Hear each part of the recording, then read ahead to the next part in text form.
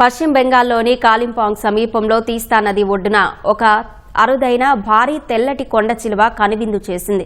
బహిరంగ అటవీ ప్రాంతంలో ఇలాంటి పాము కనిపించడం ఇదే తొలిసారి కావడంతో ప్రకృతి ప్రేమికులు ఆ దృశ్యాలను ఫోన్లలో బంధించారు.